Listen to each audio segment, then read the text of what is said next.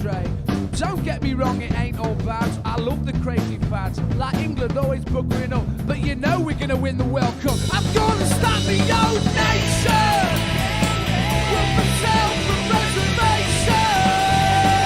I'm gonna start my own nation with myself and reservation.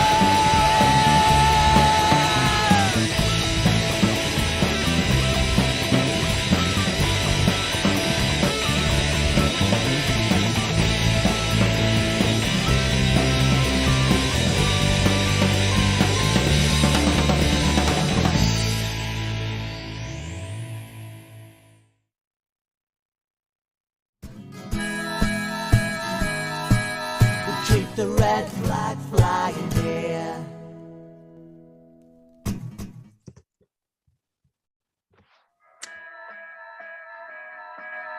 Keep the red flag flying here.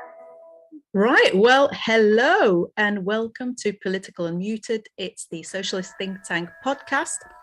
And you might not have seen me before. I'm a guest host. My name's Adler. I'm really pleased to be here. Probably should mute this. There we go. So thank you very much, team, for having me to chat about this week's top picks. I am a journalist, a film programmer, jack of all trades. I'd like to think master of all of them as well. Interpreter, now script consultant. I am not, however, a filmmaker. I should probably specify that. I wish I was. I work with a lot of filmmakers and love cinema. Thank you very much, Socialist Think Tank, for having me, and welcome everyone as well. So we're going to start with moment of the week. Yeah, and we get this beautiful jingle now. So you ready? Here? Yeah. Yeah. Let's go.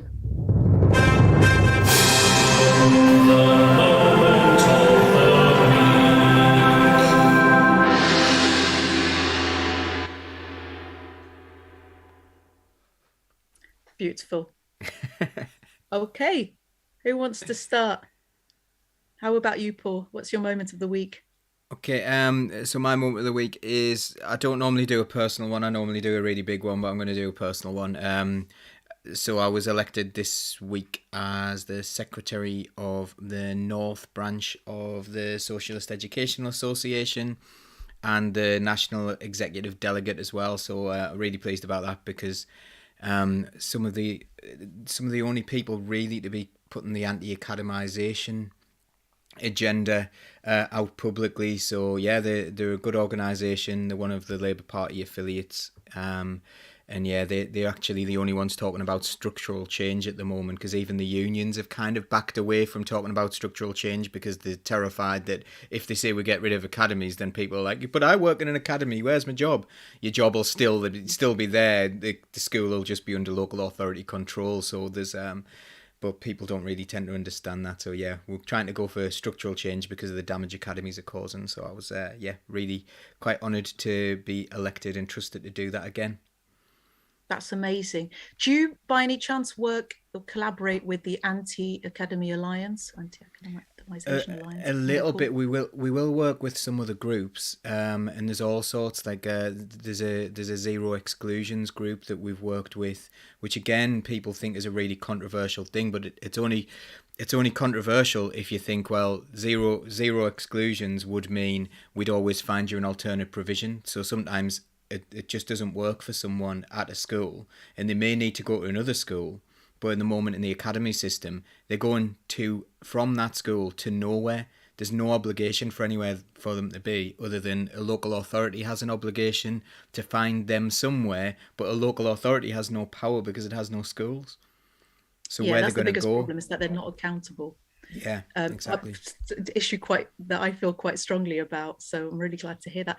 Just one quick question for you: is there a way back from academisation of schools?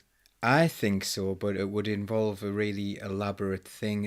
For me, I would be looking at trying to make it so that local authority schools or schools that are under democratic control got something for free that academies didn't, because it's all about money, basically. And we know that academies, some of them are paying their CEOs some just vast amounts of money, and they're spending so much money on supply agencies and things like that, and all the money's disappearing away from the children. So we really need some democratic control back. I do think that would be the way to do it. So you would have to do that through an examination system, and you'd have to say, right, okay, they're the resources for the exam, and completely reform the exam system as well, by the way. But as part of it, you could say, well, they're the resources. This isn't an SEA policy, by the way. This is mine. And then if you made it free, if you were under democratic control of a local authority, and charged academies for that same resource, I think you would find that the position would be that they would have to move back there, and they would have to hand over their leases and all the properties they gave. But a lot of damage has been done there. They've made a lot of money, and I know certain academies have secret bank accounts and all sorts of things. It's quite a worrying situation. Thank you very much for that, Paul, and congratulations. Good news. Thanks. Stuart, how about you? Moment of the week. Mine's dead easy, and I'll keep it short. I had the incredible pleasure of being out campaigning in a place called Ferry Hill alongside Jamie Driscoll, who came out to support the candidate that they have, a lad called Curtis. And what a deeply compelling guy Jamie Driscoll is. I mean, on the doorstep, people were, telling him, these really deep and personal things to him. Everybody's feeling a bit of pain and hurt, and certainly poverty and food insecurity and energy insecurity is a big issue. And he just soaked that in, and he cared, and people recognised that quite quickly, I think, and were very open to him. Such a compelling guy. We just need, 1,000 more of them. Yeah, fair enough. Getting some love in the comments there. Jamie is brilliant, says Laura.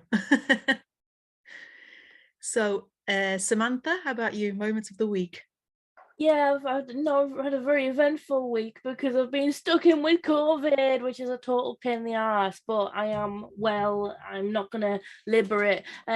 What I should have been doing at the end of last week was recording some songs for an album about my town, which I'm very excited about. So unfortunately, I do not feature on the album because I wasn't allowed out of the house. But when it does come out, I'll make sure everybody gets to hear. We've managed to write some really quite good sort of folk songs about my town and its history and heritage.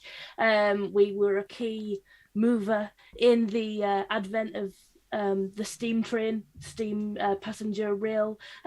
So we've managed to get some funding to record the songs. So yeah, I'm very excited about seeing what comes out of it, even though I wasn't on it. But that's definitely the moment that should have been my moment of the week. When you say you weren't on it, you mean you didn't sing on it, but you wrote some of the songs? Yeah, so we had sort of like community songwriting workshops led by professionals, and then they took some of the things that we put together away and put them into properly good songs, and then we worked on how to perform them together. So I fed into that, how we should organize it and how everything should be laid out. So yeah, it's really sad that my actual voice isn't going to be on there, but I can sing every one of those songs. You can sing it live. You might do a tour. And I'm sure I will. So where can we buy the album? Yes, so they're all the raw tracks have been taken away, and I believe the finished article will be out in April. So I'll make sure everybody knows all about it when it's ready. Okay, we'll keep an eye out. I'll have to post some links. Thank you very much. Jane, I'm going top to bottom on my screen. So last but not least, Jane, what's your moment of the week? Oh, thanks, Adler. So my moment of the week, it was kind of sad but really interesting, I thought. So I listened to this video podcast about memorials. So it's the oldest human rights charity in Russia. Not very old, as you can imagine, but the oldest one they have, I think it's about 75 years old. And it's just been outlawed last year because they received some foreign funding, I think from Germany. So they should put on anything like that in Russia, foreign agent in big letters, according to new laws that come in the last few years. So they've been outlawed. And I was listening to some people talking about that, and it was basically they represent they're a memorial for all the victims of the authoritarian regime that was in the Soviet Union. And they're saying, there are some people, they've only got one photograph of their, the loved one who,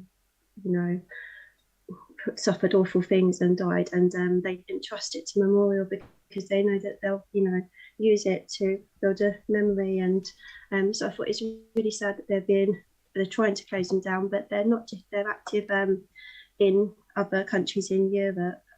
So it was really fascinating. And they said one of the things we can do to try and support them is learn Russian, because it's really hard for them to get stuff outside of Russia because of the language barrier, because it's not a language that's very widely spoken. So, and I used to learn Russian years ago, so I want to learn it again so I can try and do some translating for them. So how did you come across it?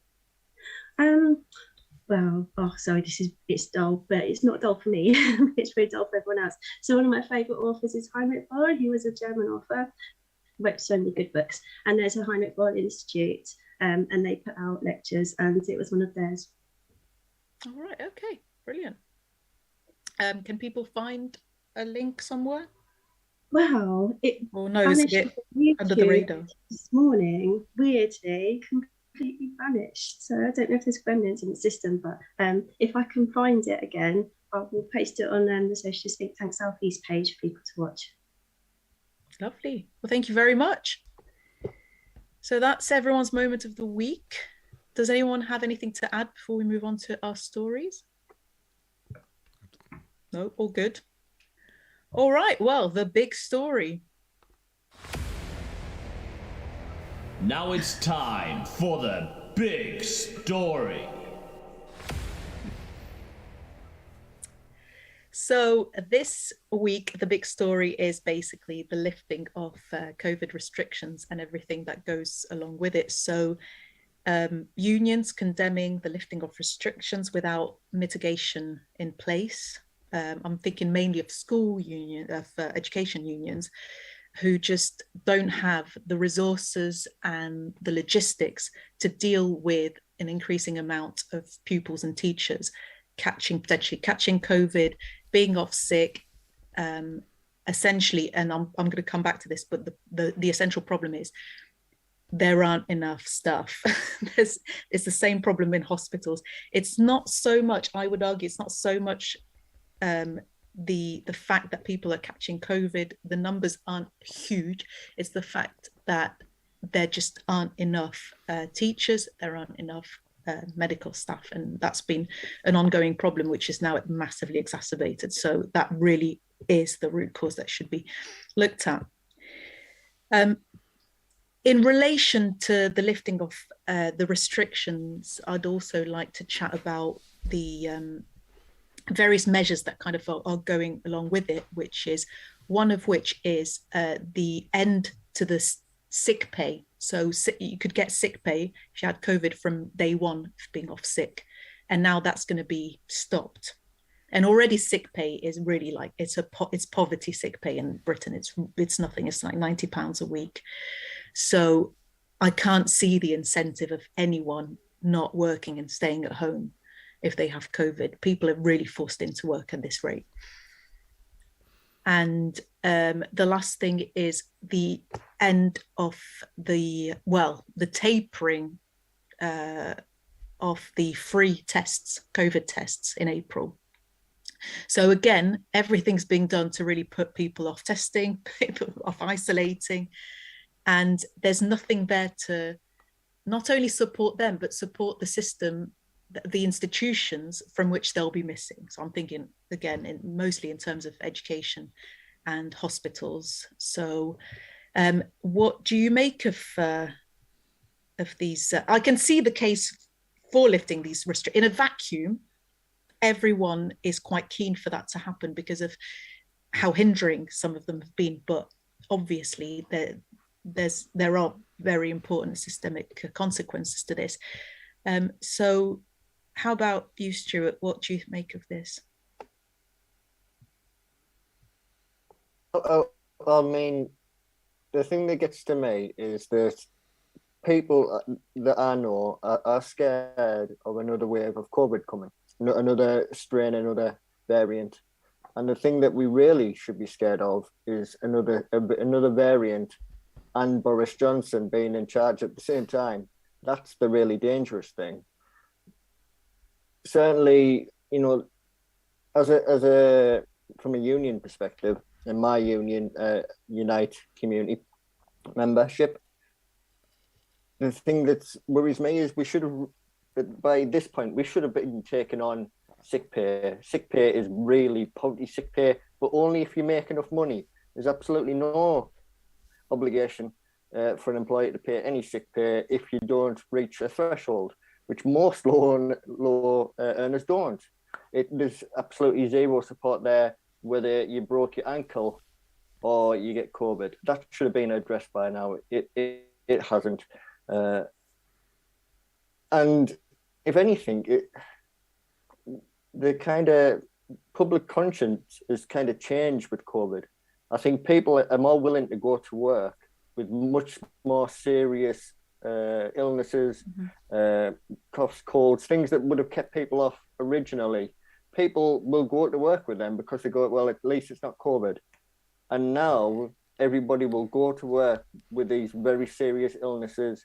At times they'll go to work, put extra pressure on. We will have more deaths at work as people strain themselves. We'll see an increase in, the common cold, coughs, viruses like that, just spreading because the way that people treat them has changed. We behave incredibly different to how we did in 2019, and that needs to be addressed really quickly in the workplace. Yeah, no, agreed. I can see the case for people being fed up with various restrictions, but we've not addressed any of the fundamental causes of COVID and the consequences of COVID. So comments coming in, the way sick pay gets shot down is because the self-employed don't get sick pay. It's true, Mark Lungley. Kerry Walk saying it's a joke. And yeah, that's true. I'm self-employed myself, so I know all too well. So yeah, when Johnson tells people like me to take personal responsibility, he has made it impossible for me to do so. So thank you very much for those comments. Paul, what do you make of lifting those restrictions? So I work in a school, and obviously my experiences are very, very different to someone who's been able to self-isolate throughout. And I don't really like that division in society. I don't really like the way that's divided us up into. But what I have seen is there is a real difference in behaviour. And I think those of us who were forced out, who were called key workers when it suited, and we were called out and we were told, you've just got to go, you're a key worker, that's it. And I was sort of in the second wave of that. So my school was relatively closed. We were a special and educational needs school, so we were open the entire time, but in a more limited way until things. But people who were out collecting bins and things like that, they were out the entire time. People who worked in shops, they were out the entire time. And we have the people who are out for a lot of this have a very different attitude to people who were able to be isolated for. We've got a lot of people in education, people in sort of managerial positions who've managed to isolate themselves entirely, and they'll be going around telling people off for not wearing a mask and things like that, whereas we just would be wide-eyed and shocked at that, because we're getting people coughing in our faces, or we're getting spat at, or we're getting all these things that can happen to us in the workplace, and we're like, a mask's not going to, a little bit of cloth on your face really isn't going to change our chances of getting COVID, our chances of spreading it to our family. That really isn't. And so there's this huge divide. I honestly think the end of restrictions makes absolutely no difference to me, other than I'm now allowed to have fun. And throughout the entire pandemic, I wasn't allowed to have fun, but I had to go into a place where this was flying around, you were likely to get it. And every single one of my colleagues caught COVID early. Most of us are on our second or third time of having caught it. And that's because of the nature of our jobs, because we're in there. There were things they could have done. They could have reduced class sizes. They could have opened up more buildings. But the problem with that is they would have seen better educational outcomes, and it would have cost more. And it would have been a lot cheaper than the test, track and trace, of course, that they put into place, because that wasn't really test, track and trace. That was a bung to their donors. But they could have spent that money on, more staff in schools, but that would have created long-term outcomes. So everything about this has been political, and I think we have to understand that Boris Johnson's made a political decision this week when he's under pressure within the Tory party, where you've got a policy that's relatively unpopular with the public, and getting rid of all restrictions, but popular within his backbenchers. He's trying to save himself from that. Now, I'm not saying that restrictions shouldn't go. I think actually restrictions have never really been in a meaningful way. I don't think I think the restrictions were simply damaging. So, for example, they kept pubs open and did eat out to help out, but gyms were shut at that time, and gyms were actively, like, if you're fit, you had more chance of surviving COVID. So the idea of eat out to help out while gyms were shut was utterly bizarre. And you can see the damage that they've done at every stage, and the damage that they've done to businesses, the damages they've done to people's health and mental health and all these things. They've made the wrong decision at every turn. I don't know whether this is a right or a wrong decision, but for me, it doesn't make any personal difference, because I would have to be in the situation anyway. Yeah, so the debate really we should be having, it's kind of a distraction, really. It's not about pitting one side against the other in terms of just purely lifting restrictions, because you're right, ultimately so many people are suffering from things that aren't those restrictions and aren't exactly to do with catching COVID or not. Nothing has been put in place to support people living good, safe lives. And that's, I think, you're right. I mean, my first reaction genuinely was, what restrictions were still in place for them to be lifted? I had no idea there was anything there, because I'm self-employed, still had to work. I lost some work, of course, and that's nothing in comparison with people that work on the front lines, that have jobs that they just couldn't give up and they couldn't do remotely. So essentially, you're right, you're just limiting the amount of leisure time and activities that they can do to cope, to make their lives a little bit better. So we've not addressed the teacher shortages. We've not addressed, the fact that maternity services are cut to the bone, that so many midwives have either gone on strike or resigned completely. So at every level, we're being affected in ways that could have been prevented and have nothing to do with restrictions themselves. So yeah, fair point. Samantha, how about you? What's your take on this news? Oh, was that me? Yeah. Oh, yeah. Sorry. Yeah. I mean, the thing is, if we're not gonna require people to self-isolate when they've tested positive for COVID, then people who've tested positive for COVID won't be enabled to make ethical choices about who they're exposing to COVID. And I understand. I mean, I just said I've just had COVID. It wasn't a huge problem for me. I've definitely been out and about in the world with worse colds and mild flus, because you just get on with your life. But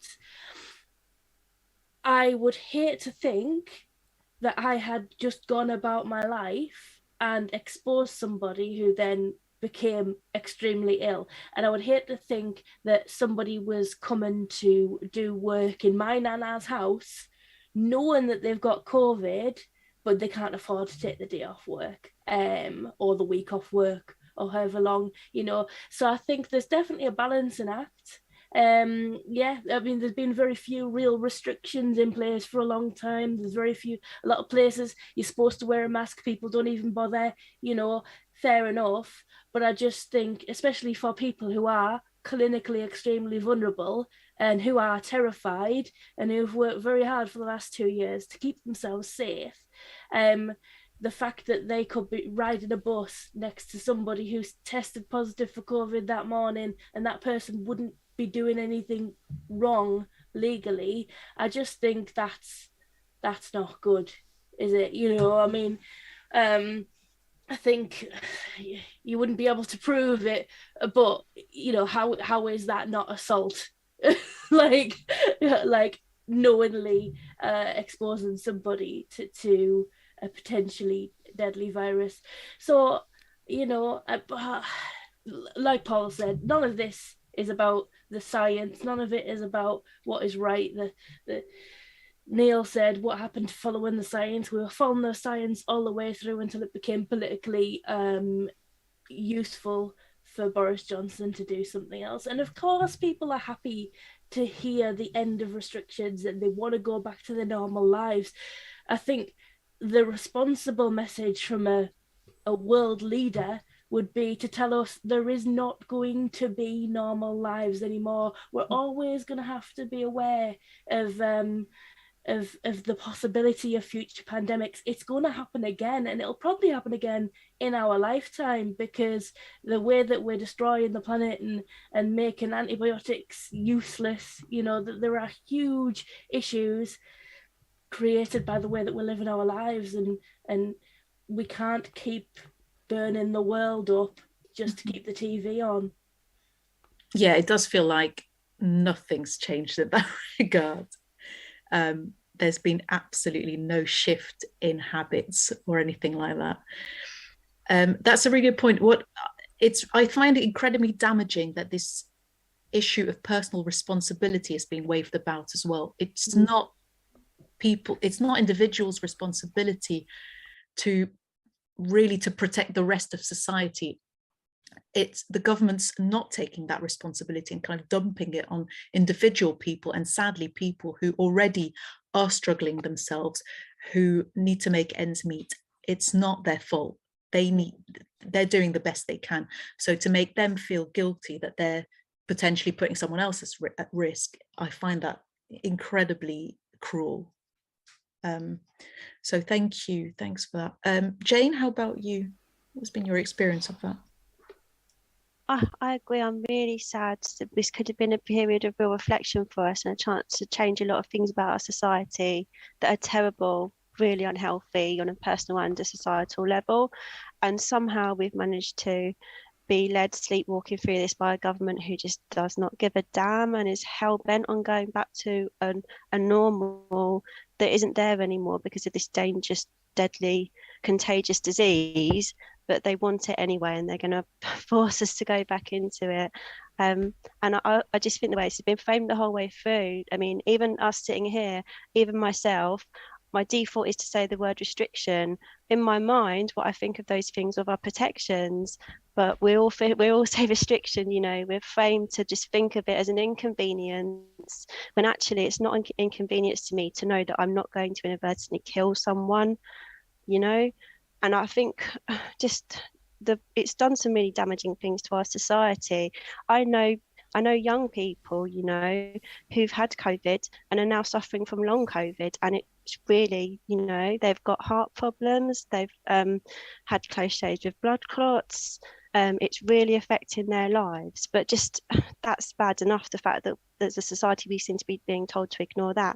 But this narrative, this subconscious narrative that the clinically vulnerable are somehow different and less valuable and more dispensable, that creeps in, you know. Hearing that the Prime Minister's apparently said that, oh, it's only the over 80s that will die, you know, and I've heard people make comments that I don't think they realise how bad they sound, and I don't think they really can mean them, but, you know, but are really hurtful and upsetting to people who are vulnerable. And it's just, I just can't believe this is where we are after 2 years of this horror. I really thought we might use this to get something positive from it, and it's just gone the other direction. Yeah, I mean, given the hoops that people with disabilities or vulnerable people have to jump through to get financial help or support, that feels like an basically just an extra slap in the face.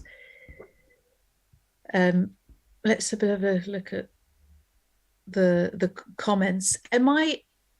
I'm not keeping quite a track of all the comments. They keep coming in, and I don't know how to scroll down. So we normally pick those up in the second half as well, because we can. Okay. I think Samantha and I can see, like, we can scroll back. Lovely. So if there's any that pop into your head and you think, oh, that person said this, then we can scroll back. But you don't have that facility, sadly. So that's why. There you go. I should. Well, some really good stuff coming in, and clinically vulnerable and inconvenience, and that's true. That's the narrative that's been peddled, and that a lot of people kind of have integrated subconsciously, which is really damaging. So we didn't really discuss. I don't know if anyone wants to add anything about the fact that the tests will no longer be free in what seems to be like a completely unjustifiable way. There's no reason, even a reason given for that. So what do you make of this? Is there any rationale to making people pay for tests apart from the obvious? It's political again. Think, Stuart or Paul? I was just going to say it's political again. Like Boris Johnson at Prime Minister's Question Time was it was when they were talking about the restrictions. It might not have been Prime Minister's Question Time. Was saying that Keir Starmer had been criticising the testing system, and now he wants it to continue, and because he'd been criticising because it cost too much. Well, the criticism wasn't that it cost too much. The criticism was that it was this really terrible system that cost like billions and billions and billions when everyone else has cost a much smaller amount of money. It wasn't the fact that the tests were going on, but they'll just twist things. So again, it's a political thing to try and say, can we turn this around to a win? Can we turn this around to, we've just given a donor a load of money and we know that. We did that on purpose. But if we can make it look like the Labour Party wanted us to do that, then we can win this battle politically. And again, that's all it ever is. It's all about winning the next election. It's never about how well people are doing and how healthy people are. And it's not for the benefit of the people. It's for the benefit of themselves and their own power. Yeah, I mean, I can't believe that it would be, anyone would think that's an election winner to make people start to pay for tests. They're not even trying anymore. There's been no PR around it to sell it as an idea either. It's a good thing to do, though, if you want to normalise the idea to people that they should be paying for their healthcare, isn't it?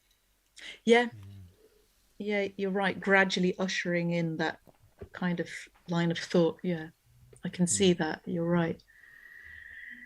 Right, unless anyone's got anything to add about our big story, our story of the week, we can move on to the rest of the stories that we're going to talk about. The second one is big controversial, big bonuses are back.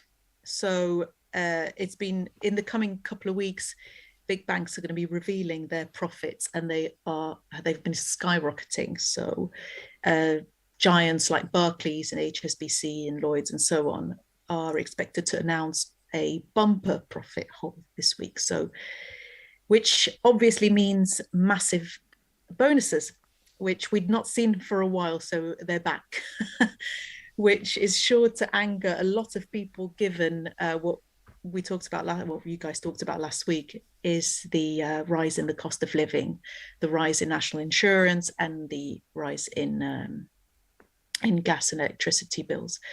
So Barclays, for example, are expected to make profits of about £8 billion. Barclays, whose ex-chief exec had links to Jeffrey Epstein, as I remember. So he's been replaced. There's someone else now at their head. So it feels inevitable.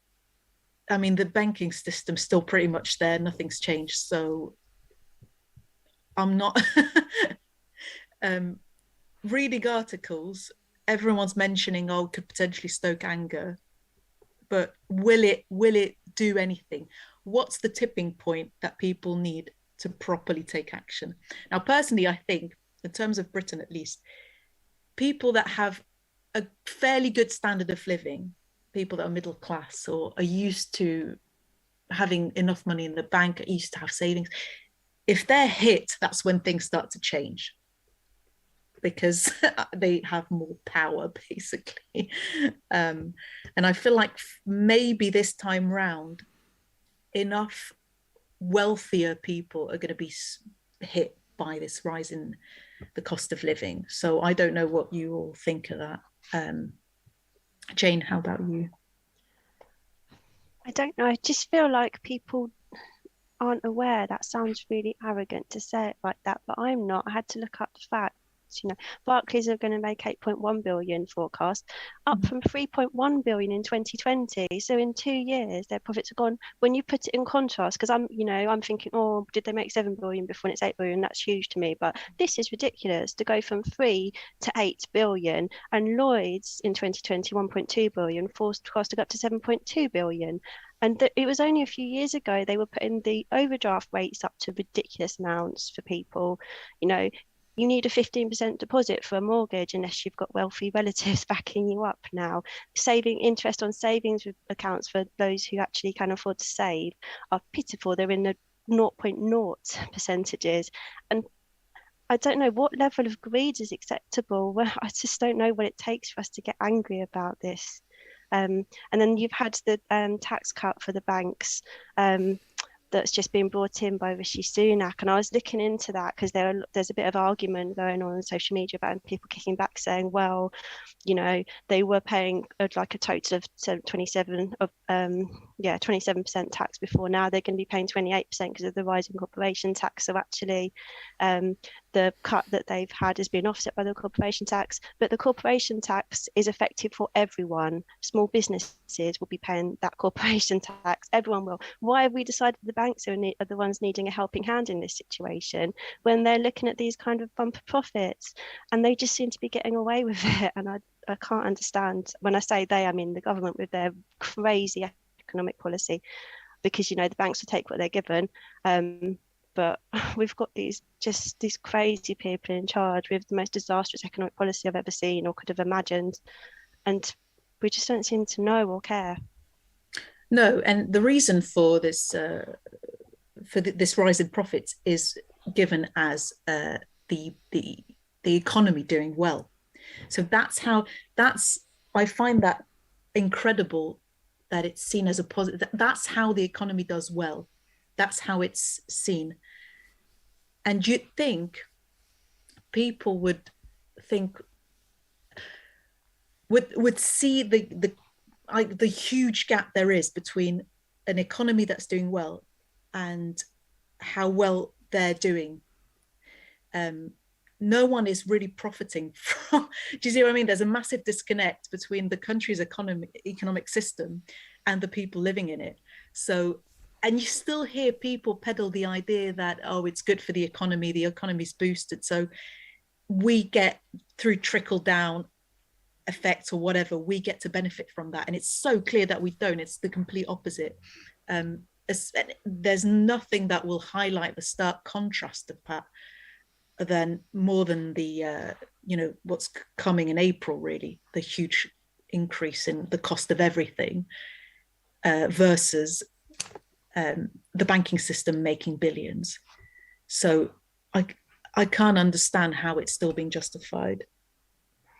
Samantha, how about you? What's your take on the bonus bonanza? I mean, let's not forget, these are the same banks that are telling us that they can't afford to run a branch in our town for our elderly relatives, people who are disabled, people who can't travel, maybe don't have a car, maybe you can't afford to run a car because you're running 3 0-hour contracts and you don't know if any of them are going to phone yet on any 1 week, so you can't afford to run a car, right? This is the reality of the lives that people are living, and then they're having to travel 10, 15 miles to the bank if they want an in-person banking help, or you can do it online, you can do it on an app.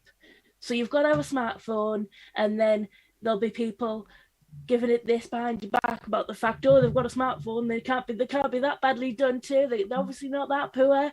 But you honestly need these things now to do basic things like accessing your money in a bank account, because they don't have the resources apparently to run a local bank near you, but they are actually getting £8 billion in profit from the way they're operating. So I suggest to them they probably can afford to operate a few more banks. They just don't want to, because they know it's a lot cheaper to get people to use apps and websites than it is to employ people to do skilled work in our communities.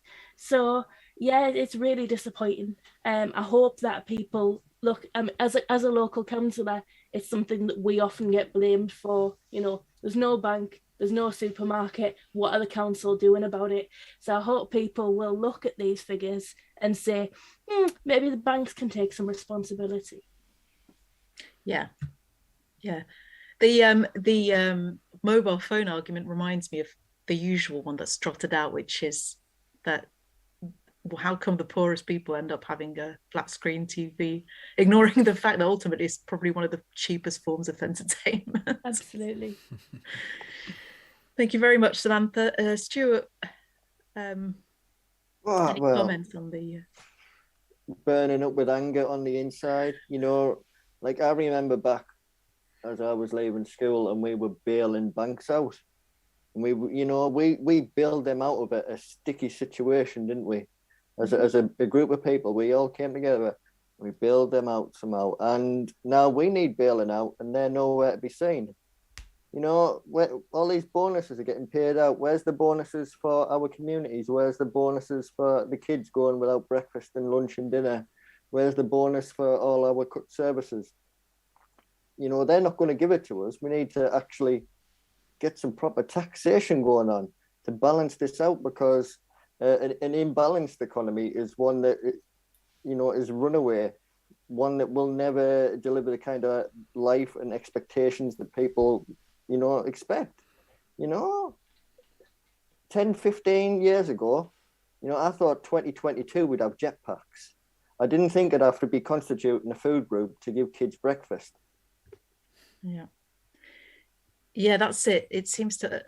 they seem to operate on a sort of parallel economic system. It doesn't feed into the rest of society at all, because no one's being taxed properly, and they're all using offshore bank accounts.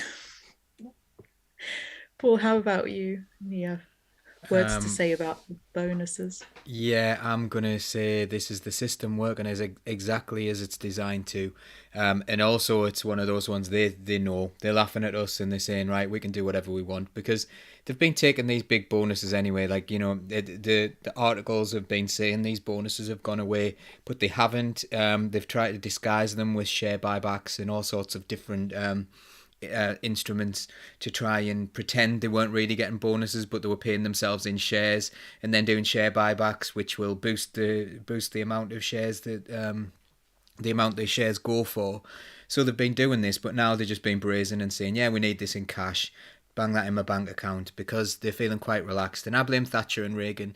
This is a long process where the media and just generally society have said, you know, this trickle-down economics, it's going to work for us. And I noticed Neil was doing one of his classic sarcastic comments earlier on, saying that you know, this is really good because it's going to trickle down. Clearly he was joking, because that is not the way it works. It does, like, the money goes up to the top at the moment, and that's what tax is supposed to be for. So we've got a broken economy, and we've had ridiculous amounts of money pumped in to the economy over the past couple of years for COVID, for all the things. But that money should have stayed in local communities if the economy is working well. But instead, it's gone to the bankers. It's gone to the billionaires. We've seen the billionaires increase the wealth by 1/3 over the past year. We're seeing banks like more than doubling their already disgustingly huge profits. That's the sign of an economic system that isn't working. And the shock absorber there is supposed to be taxation. So taxation is supposed to be to redistribute wealth. People, but we're living in the myth that it's tax and spend rather than spend and tax. But think about this. If it was tax and spend, where was the original money from the first year they ever did it? You know, the government has to invent money in order for it to be taxed back at the end. It's a shock absorber to make sure that that money's not ending up in the wrong place. So at the moment, we need a massive wealth tax in order to take all the money that's been put into the economy away from these, because wealth inequality is one of the huge driving factors behind misery, and this is well known, well documented, and we're seeing this massive differential even between the middle and the top in a way. So the lower earners and middle earners are quite similar to one another now, and it's only the very, very, very wealthiest, even the top 1% of the top 1%, that are raking in all this money. Something needs to be in place. The economy needs fixing so this doesn't happen, but until then, we need a wealth tax to try and deal with this. And we need to get rid of this stupid narrative about taxpayers' money and tax and spend, because that is as damaging as anything else, because people think it's like, you know, collecting in, like, oh, you know, we've got to fix the roof, so we're going to have to save some up. And they don't understand what a deficit is. Education on this is incredibly poor, and that suits the narrative. And you can see, like, members of the Labour Party, who's supposed to be the Workers' Party and supposed to know this, and they'll say, oh, this is taxpayers' money, and getting themselves all upset about it. And you're like, it's not taxpayers' money. That's not the way the economy works. They need to be pushing the correct narrative in order to explain this properly to people. So what do you think the tipping point is? Do you think the fact that there's a narrowing gap between lower earners and sort of middle earners, do you think that's going to create change in some way? It's changed to what? I think it'll probably be something that will change the government. And I think at some point the government will, like, the Conservatives are going to pay the price for this. Whether anything will change in a meaningful way without that kind of change in narrative and without that education, that way, like, that's one of the reasons this channel exists, to try to get that other narrative out there, because the media aren't explaining these things at all well, because they're owned by billionaires. Why would they? So I'm not sure whether there is a real tipping point where we're going to see the system change. I think what we might see is a kind of a softer version of what we got, because it's very funny that in politics, the centrist position is actually quite economically right-wing, well, very economically right-wing. It's only centrist because it seems to be the accepted norm since the 80s. That's not real centrism. That's not balance. So will we see it shift a little bit? Possibly, but I'm not really sure. Mandelson's involved in the Labour Party at the moment as well, isn't he? He said he's got no problem with people becoming filthy rich, which would, to me, show a fundamental misunderstanding of economics. Well, that's the thing. And it's sort of the brazen attitude of the way certain policies have been introduced, like the cutting of universal credit, for example. There's been absolutely no framing of it, cushioning that blow in sort of beneficial terms. It was just rolled out, and everyone sort of accepted it. And it was such a cruel thing to do. It was such a penny pinching, small-minded thing to do. But it was just there. Yeah, again, there was no marketing of it as a necessary measure. It was just something else that the government does, and the lack of reaction that's what I find worrying. Like, what will it take for you to properly start to demand change? But you're right, it's probably going to be more likely to be incremental, very kind of tweaks, changes in government, some form of renationalization of certain services. But yeah, we still need to wait and see if that happens. We can hope.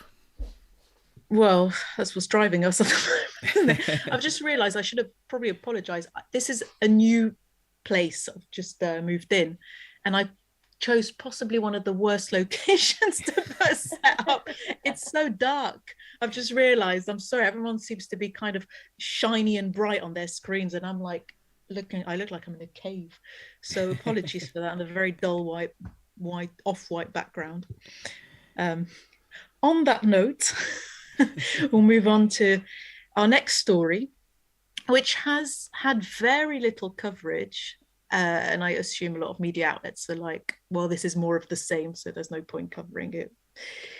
It's scores of protesters that have been arrested in Zimbabwe. So there was a rally of the opposition party called Citizens Coalition for Change, who are actually the former Movement for Democratic Change Alliance, and they're now called Citizens Coalition for Change. And that's ahead of 2023, when there are going to be general elections. So the current ruling party has detained a number of supporters. So there is very little explanation as to why they're being detained. Obviously, in all likelihood, it's because they held an opposition rally. But it's the charge. I don't think they've had explicit charges being raised. This is worth flagging as well. For 20 years, because these protests have been ongoing for various reasons, cost of living, there's a large contingent of teachers and teachers' unions that are demanding better pay as well, and rampant corruption in the country. And for the last 20 years, there's been a vigil in London, which I didn't actually know about, Zimbabwe, in front of the Zimbabwean embassy. And they gather there, sort of diaspora, the diaspora and other Zimbabweans who've come to the UK to vocalize their support for the people protesting back home. So I'm curious to see how come the story was brought up, because it's had so little coverage.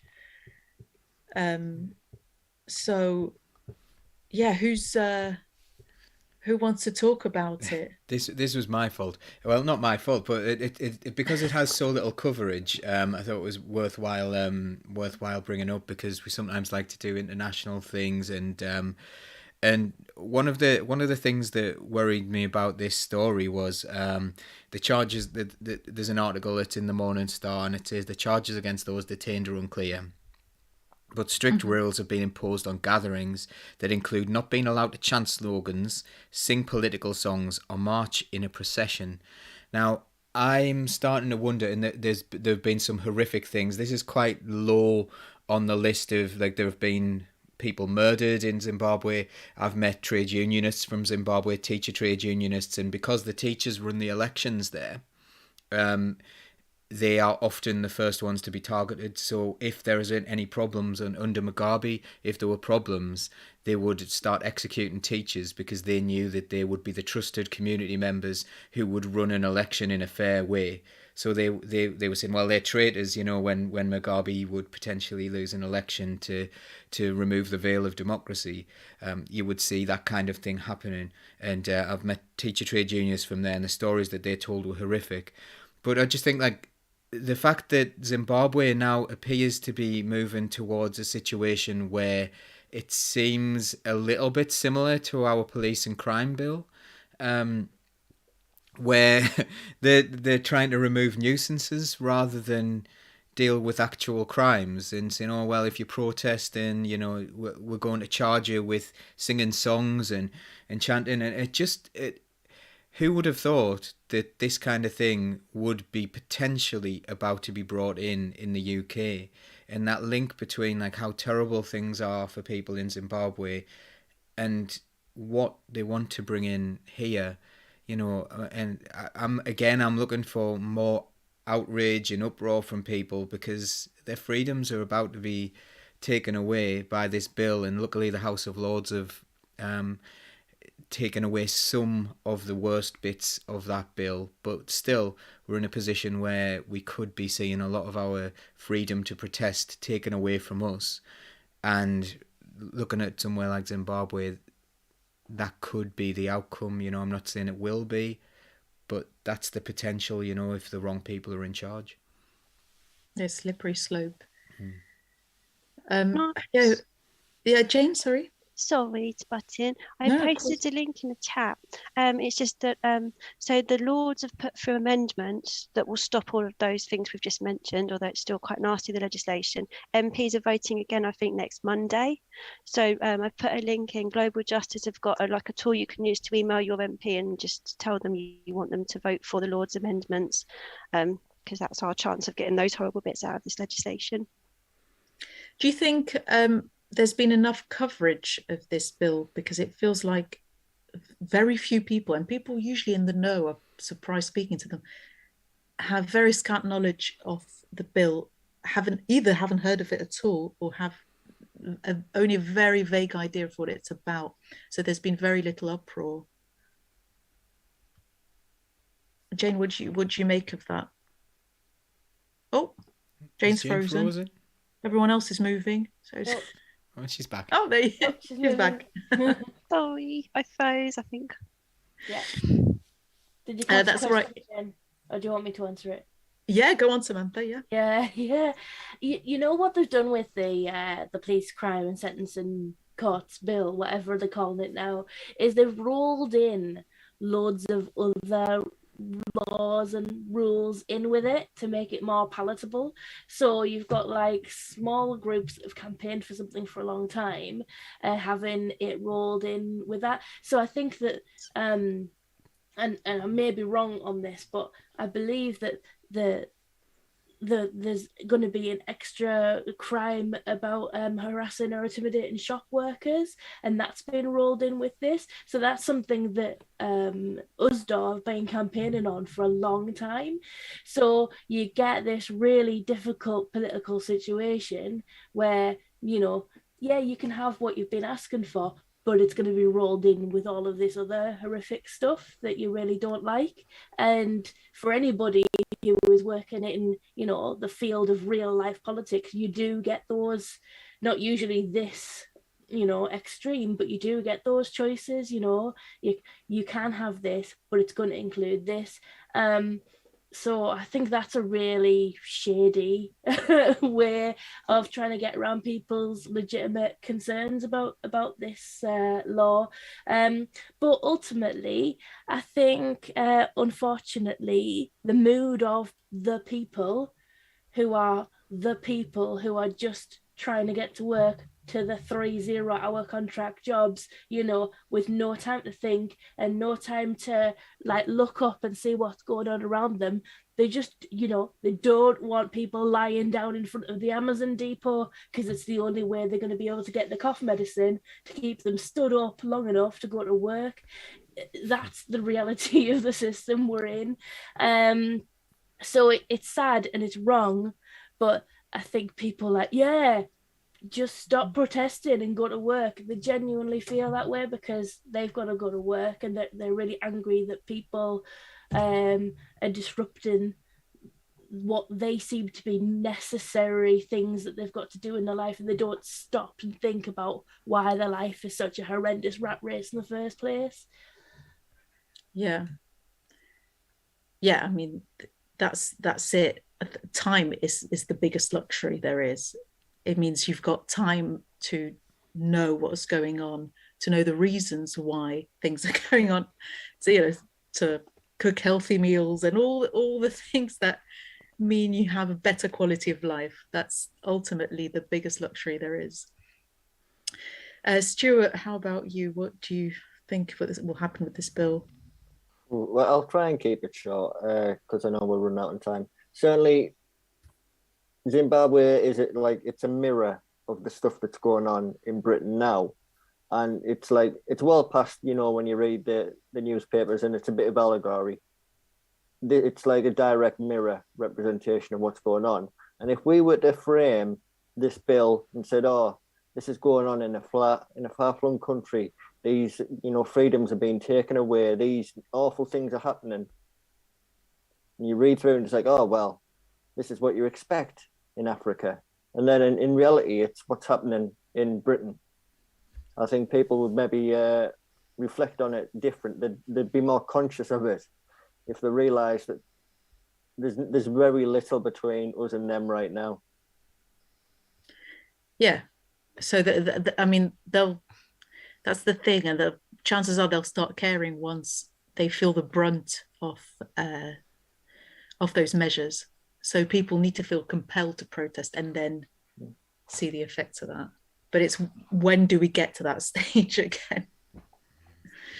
Thank you very much, Stuart. So I'm aware that the time is ticking. So we'll move on to our last story, which is about the storm Eunice, and does it reveal a difference in approaches and in treatments between the north and the south of the country? So the last storm, there was regions in the north of the country were left without electricity for days, if not weeks. It was a really long time. And now the south's been hit by Storm Eunice, and calling all units, everyone's on it. So does it highlight a stark difference in the way the government responds, or has it been fairly even-handed? What do you guys think? Jane, what about you? I'm the only one here in the south. I don't know where you are, Adler. Good old Lewisham, southeast London. So you're south as well. I've only seen one side of it. I was really, really shocked to hear that there were places that have had no power for days. I mean, I've lived in lots of towns in the south, in Kent, Surrey, Berkshire, Oxfordshire. I've never seen anything like that. So I don't know. Maybe it's better down here, but I don't know. Maybe because I've always lived in towns. I don't know if it's more rural areas. I mean, that probably illustrates the point, is that we've not experienced any electricity cuts. Yeah, I mean, half an hour is the longest I've had a power cut, in the last 20 years. And, that was once, I think. So. Yeah, no, exactly. Who lives anywhere in the north of the country, or has lived there? Samantha? Oh, yeah. Stuart? Oh, all of us. Most of us. Just to give you the context is, the people in my community that I represent had no electricity for 7 days, and there was literally no support. Close to in sort of day 5 and 6, there were hot food trucks that had been brought in by the council, burger vans, brought in by the council to feed people. But for those first 4 days, people literally had no help, to the point where there wasn't even, the community centre had no electricity. So there was nowhere local that we could provide people with hot food. And we're talking about people. I did because I went knocking on doors and to give people information about how to access help, the phone numbers for the council. And there was, I did come across a couple of people who had managed to get generators for their oxygen to actually work. But I also talked to a family who had a young baby who was suffering with bronchiolitis, and they had no way of keeping him warm. That's the reality of the situation, and it was heartbreaking.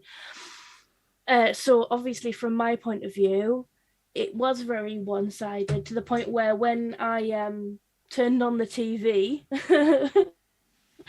there was no news coverage of the first sort of 4 days of the power cuts in the northeast. For a start, it was only once it neared the week mark that it made it onto the mainstream news.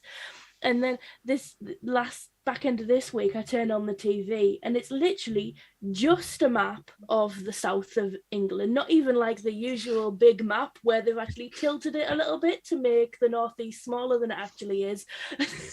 Just a picture focused on the southeast, and fair enough, red weather warnings are scary, but literally no mention of the fact that we were also having amber weather warnings up here, and terrified because honestly people thought they may be going into another 7-day power cut. And unfortunately, who is the bad guy? capitalism is the bad guy because all of the infrastructure, which is old for power distribution, hasn't been invested in for years and years and years. So the reason you get the most cut off communities without electricity for 7, 8, 9 days, I think some of them was because they were using ancient overhead power cables and poles that they literally just don't even have spares for anymore because they don't use them anymore. So, you know, again, yes, it would have been nice to have that investment before it was desperately needed by 200,000 people in the north of England who found themselves without electricity, but that's the situation we're in. So we're used to it. We're used to it. Whenever there's snow down the south, you always get it on the news. And we're up here under 2 foot of the stuff for 3 weeks going, it's all right, we're fine, we'll carry on. But you get like a couple of snowflakes in London, it's on the BBC News. So we're used to it. But yes, this year it does particularly sting. Yeah, I mean, the media coverage is beyond obviously skewed. I think everyone would agree on that. Did you feel like you had the support of local authorities there? On a local level, did local governments sort of intervene or try to support you, and they were kind of clashing with central government, or no, authority figures were on the whole just not dealing with the reality on the ground? We had an interesting situation where, and I'm a member on Durham County Council. I think overall they do a good job of things, but we had an interesting thing where Durham County Council blamed the power network for not telling them that it was an emergency. And apparently because the council weren't told that it was an emergency, that 4 days of power, no power was just fine. So interestingly enough, because we've had a few storms now, every storm since the big one, there has been kind of things mobilized a lot quicker. And crises is called a lot earlier, because you've just got to have all the right people around the table to mobilize, haven't you? But unfortunately, again, this crisis planning, disaster planning is all stuff that has been cut over the years in local authorities with their dwindling budgets, because if you only have a crisis every 10 years, then do you need to spend loads of money on it every year? Maybe not. But I do think we're probably going to have more of these as the planet heats up. So definitely a worthwhile spend now. Yeah, no, fair point. Thank you very much, Sam. Paul and Stuart, what have been your experiences of that? I forgot, Paul, you told me where you were based and I forgot. Yeah, we're all County Durham. I'm in a place called Wingate, which is a little village near the east coast, and Stuart's a little bit more inland than me. We live in 3 very different parts of Durham, because like when you come to like a local authority like Durham's a massive place on the map in reality, and you've got Samantha who's basically out on the Dales. You've got Paul who lives over by the coast, and I live in an area that's like the Vale of Durham. So I'm quite sheltered from it, where Sam and her wards took the brunt of it, and we're not too far away from each other. But the reality for us, the way that we noticed things were happening, was people were scared, worried. There was no reassurance. Certainly you look to the news, don't you, to see if a government's taking action, if the local authorities taking action. And what we were told was it's not that important, it's not a worry, we'll get round to it, really. It was week 2 before they decided when it was an emergency, to draft the army in. Why wasn't an emergency before that? Just there was no reassurance for people. That's a lot of what people around my way wanted. We saw trees coming down. We knew there was going to be damage. People just wanted to be reassured that things were going to get sorted. That help was there if they needed it. It didn't feel that way. Where I am, it's where I am, you can just see I'm quite in a forested area, and the forests are just decimated. I would say decimated is probably the right term, because there's about 10% of the trees are down. and this is from the storm that was about a month ago. But there are still some people in northwest Durham, I believe, who have still to get their power back on a month later.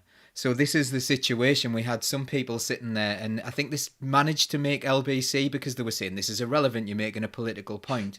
But their political point, but then they did end up agreeing with the caller who said, actually, you're right here, because people there sitting there without power a month later, and then the big story in the news is this storm is about to approach the south, and everyone was really panicking. I'm not diminishing how scary and dangerous that was for people, and I hope everyone was okay and there were no injuries and so on, and people are rebuilding quickly. But the fact that they don't care about those people, and I think it speaks a lot to our political system, where we have these, the areas that were hit actually have Tory MPs. They were hit worse, and I'm not saying that it was some sort of vengeance from a deity or anything like that, but what it was is those people don't see themselves as living there. They see themselves as MPs who live in London, who travel to a constituency to do a little bit of work. And if they lived in the constituency, they would immediately be thinking, "Oh no, this my community is really struggling," and they would raise the issue, and then it would become a national news thing because people in London just really weren't hearing about this. And I know Mary Foy, the City of Durham MP, started making a fuss about this very early on, and then days later a few of the Tory MPs were like, I'll get on my white horse, I'll come to the rescue, and I will get this because there is a photo opportunity. And then they came along and said it was absolutely terrible what was happening and pretended they were helping, but they weren't. They were just turning up to some, like, the community were helping, and they turned up to a couple of things for a photo opportunity. And I do think that's the situation we're in now. You know, they care about London, but they've got a constituency up north, and it's this afterthought almost. And, like, you know, and I'm going to trivialise it a bit here, but there's a local MP who is on a dating app, and someone I know found her on a dating app, and she said she lived in London. She didn't say she lived in her constituency. She said she lived in London, and I think that's the way they feel. You know, they're not there to represent the community. They're there to be MPs in London. So that's why it wasn't highlighted to the government at all. Yeah, they're not embedded in their communities. That's true. I was really surprised when I found out how the system worked. There's a massive disconnect between some of the MPs, some of the constituencies they're meant to represent, and they have so few links to those places. So it makes very little sense. Thank you very much for that. I think we're pushing it for time, so we're probably going to go to the second half. We're going to have a little break and then move on to the second half, where Samantha will take some of the comments from you all out there. Yeah. Okay. Well, we have a jingle for that. We have a little song where you can have a little comfort break if you'd like, and then we'll be back in a few minutes' time for some comments that'll be relatively brief, I think, tonight. Is that right, Samantha?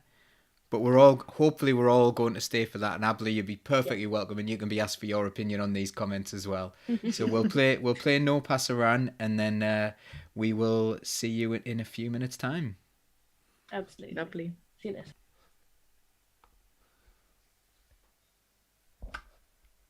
My name is Jack Atkins, and I'm not afraid. And I live and die by this vow that I've made. The only good fascist, a dead one, they say, and a rhyme we are. When I first left all them months ago, I told him I'd come not to kill but to cure. Well, for an ambulance driver my shot's pretty sure, and a rhyme we are. There'll be no passaran, no passaran, no passaran today. Fascists have come for our freedom. We ain't gonna give it away. There'll be no pass around here today.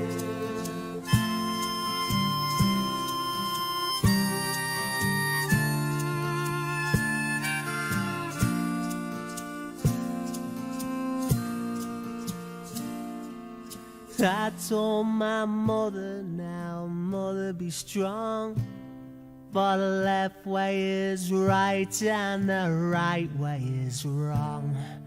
And you can stick that on my grave when I'm gone, for I'm a real we are.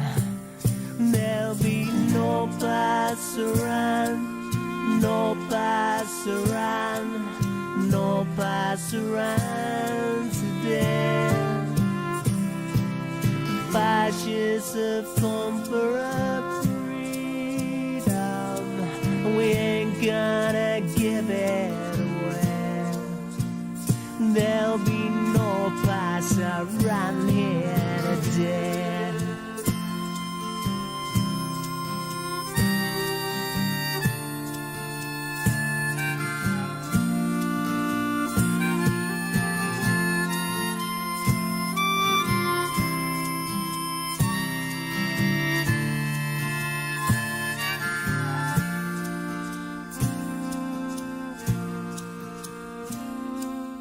Cast may be cast, and the cast may be cast, but you armies of darkness, you best do your worst.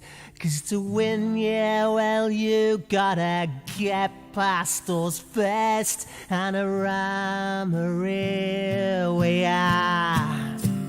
There'll be no pass around, no pass around, no pass around today.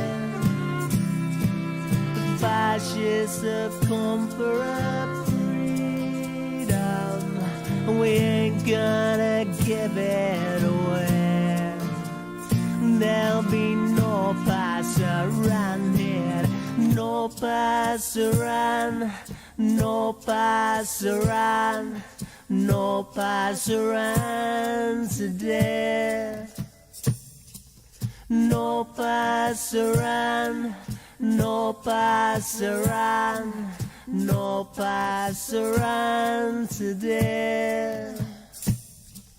No pass around, no pass around, no pass around today. The fascists have come for our freedom. We ain't gonna give it away. There'll be no pass around here today.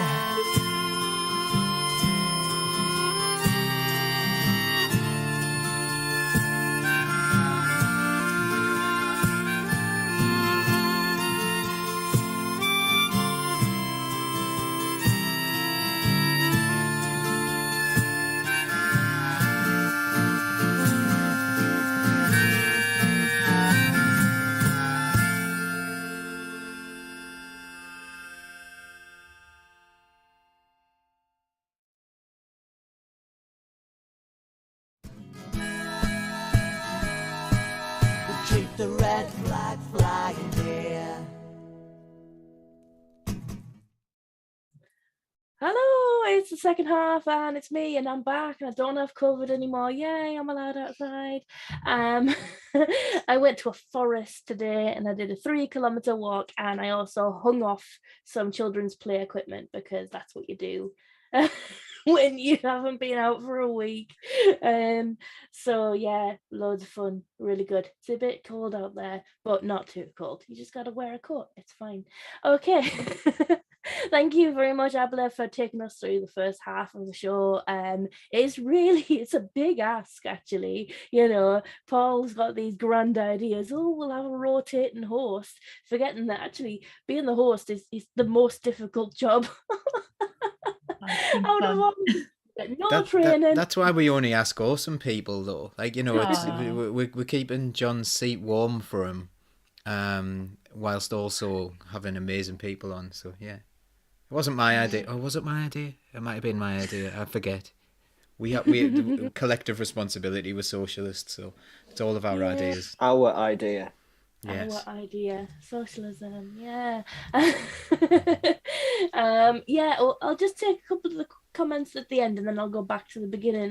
Mark made a comment saying that we need a rule change that all MPs must be from their constituencies. And it is strange, as Adler mentioned in the show, it's such a weird disconnect. Like the whole point you would think of a House of Commons, I mean, it's in the name, isn't it? It was the House for the Commoners, where the House of Lords is the other one, you know, but it didn't become that, and it has become, you know, we've also almost got sort of two Houses of Lords because they're both filled with excessively privileged people who have maneuvered themselves into the position to be able to take those. So it's a real tricky thing. I've had conversations with people before where they've literally told me to my face, like when I've said, because I believe that MPs should be from their constituencies, I've had people say to my face that, well, we need the best quality candidates and we shouldn't be picking and choosing.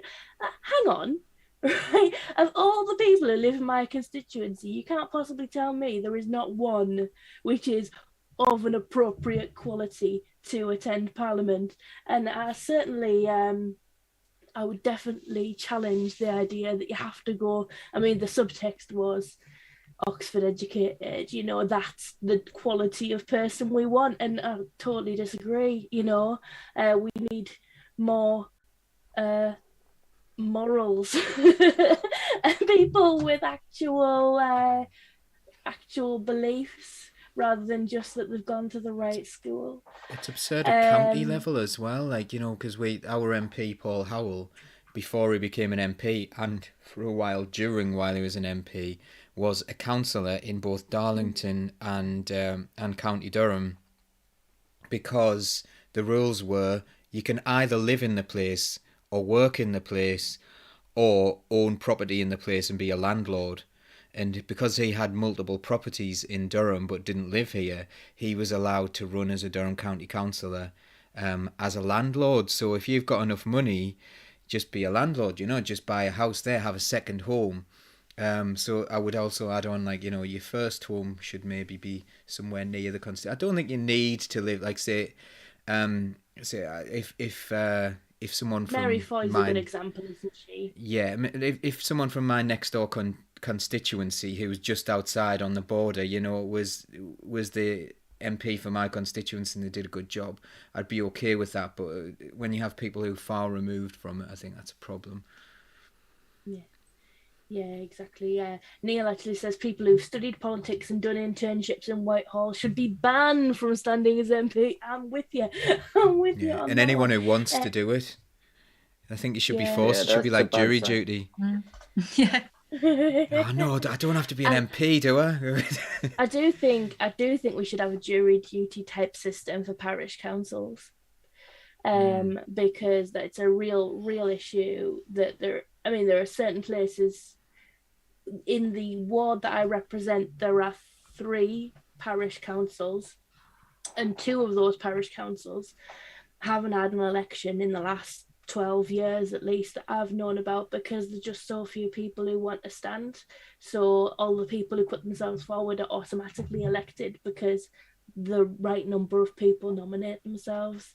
That's no good for democracy and our communities. Oh no, now we've got people saying Paul should be an MP. Shut up, we know. It's downgraded. I should have been Prime Minister a few episodes ago. So Jacqueline says she's not sure that having MPs come from their constituency would really make a difference. They'll still involve themselves 98% in Westminster politics and not involve themselves in their constituencies. And to that I say, give it a go. We've never had it before, you know. I don't think. I don't know where Paul Howell lived in Darlington, right? Still does, yeah. So, I mean, it's not that far away, but he's not from Sedgefield. Deanna Davison's from Sheffield, so nowhere near. And our previous Labour MP wasn't from here either. She was from Nottinghamshire. So And we had Tony yeah, Blair, who support was local he did people, move see how- he did move here, didn't he, Tony Blair? But it was and Yeah. I David think it's a Miliband and so on. reassurance thing. It's not about, you know, whether you deserve to run, or that, you know, you're not allowed to run because you're from somewhere else and thus being excluded. I think it's about it's giving reassurance that you're committed to a community, you know, when you go to the CLP, that if you're from the area, they're going to have a good understanding that you are really committed to seeing that place improve. Whereas if you just, you know, I'm having a go because there was an opportunity, I stuck an application in to see what it's like, there's no reassurance that there is there. If you've got any sense of community politics, you would want somebody who is attached, who spent time, who did the work when there was no reward. That's what you want. Well, that's it. You'd have a stake in the place, and you'd form ties with the community. You'd have people that become friends. So, and also, if you live there yourself, you want to see services improve. So that's why, for me, it was kind of a no-brainer. I didn't even realise that you could just not live in your constituency. I always think of the Balls as well, the Balls Coopers, because Ed Balls and Yvette Cooper were MPs at the same time, weren't they? So if they lived together, they couldn't possibly have lived in the constituency. I always thought that. So, yeah, that's a good point. At least one of them, had to live in another constituency. Yeah, and again, I mean, Neil should come on the show. He says he's simple. We need to stop MPs seeing it as a job and and see it as a public duty. Like, unfortunately, some of our MPs see being as an MP as their second job. Like, this is the situation, isn't it? It's you know, my MP, Deanna Davison, spends more time in London than she does in Bishop Auckland, because she's got a Saturday job, or is it a Sunday job, where she reports on GB News. So she's got to be in London to be in the TV studio for GB News over the weekend, so she doesn't get a chance to come back up to Bishop Auckland constituency, which is just a shame. The whole point of Parliament is it's designed, they finish early on a Friday and they start late on a Monday, so that you can get back to your constituency. And yes, that is a very tough gig, but that's what they've signed up for. And it's really just poor to only see your MP during parliamentary recess, which is what we get here. So yeah, poor. What a shame. Okay, let's go back to the beginning. Kerry Wilkes says, if you're in Middlesbrough or anywhere near, Unite Community are holding a demo outside James Cook Hospital at 11:30 on Saturday, the 26th of February. And this is against the Health and Care Social Care Bill. And Neil points out the fact that this is part of the national NHS SOS campaign. So please look up their events on their website. There may be an event near you if you're not near Middlesbrough. And there's also going to be a demo on the cost of living crisis, which somebody called Paul Daly is going to be speaking at on Saturday, the 5th of March at in the centre. Is that the centre of Middlesbrough again? Does anybody know? Yeah. By the Teesside People's Assembly. So if you do have a chance, this might be your last chance to catch a protest before they make it illegal. Go for it. Do you want to say something about that, Paul, since you're going to be speaking? I'm just going to be just speaking on behalf of educators, and I'm quite honoured to be asked. To be honest, it's nice. It's nice to be asked, but what an awful thing to go and have to speak about. It's such a worrying time for people, and obviously, like, the protests have been. There've been different levels of attendance, and people are saying, well, is that because people aren't as angry as they should be, or because it hasn't hit yet? but I often think it's because people might not even be able to afford to go. You know, like the people who are being affected by this, and public transport's so bad and so expensive that the people who are seeing this worst, who should be out protesting, possibly might be choosing between protesting and eating. So, what a frightening time. So we do have a moral obligation, I think, to do all we can to try and change things and try to raise awareness, because a lot of people will be in that difficult position in a very short amount of time. What about you, Stuart? Do you want to say something on that? 'Cause it's sort of part of your bag. It's part of your deal, isn't it? Technically, it's part of my job, isn't it? I'm chair of United Community Teesside and Durham. You know, it's brilliant that we're getting out and campaigning. Certainly, I'm very proud of my union, who has supported its members for travel and expenses to get out and campaign all over the country. We've sent activists to London. We've had at Manchester, all over. We're very conscious that activism and getting the real working class honesty and you know, the brutal story out there as much as we can, because it needs to be told. And you know, it's just great that there's people willing to go and speak on our behalf and give us credibility and show the intersectionality of how bad things are. You know, it's touching every aspect of our lives, our workplaces, our home lives. You know, we can't escape this. There's nowhere to run from it. And the people who are most affected have the least amount of voice. Yeah. During the show, when we were talking about this, Adler, you asked a lot, sort of, what is the tipping point when people going to kind of wake up, sheeple? When is it going to happen that people realize these things affect them? Do you have a personal opinion on that? As I said earlier, I think, I mean, I would think that the tipping point would be when people that have, I guess, more weight and political power are affected by poor living conditions. People that are used to better quality of life suddenly losing that. Because if you're starting off already at the bottom and you're poor, as you all said, it's a vicious cycle. You don't have time to protest. You don't have, again, time is a massive luxury. You are combining 3-4 jobs, you're looking after someone, you've got kids, you're struggling to even survive. So you don't have that luxury of stepping back and thinking, I deserve better living conditions than this. I'm going to go out and protest. I'm going to push for this or campaign for that. Once you start having that, and you've experienced that level of very relative luxury or privilege, once that starts to be taken away from you, then you think, then you're more willing to act.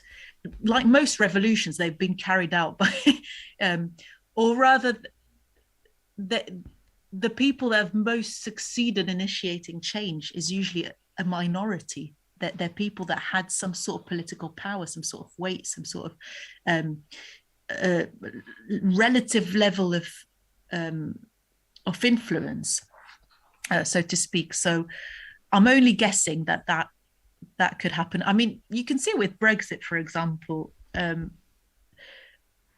you know, problems aside and reasons aside for Brexit, it got a lot of fairly privileged people very, very angry because of things that they would lose as well.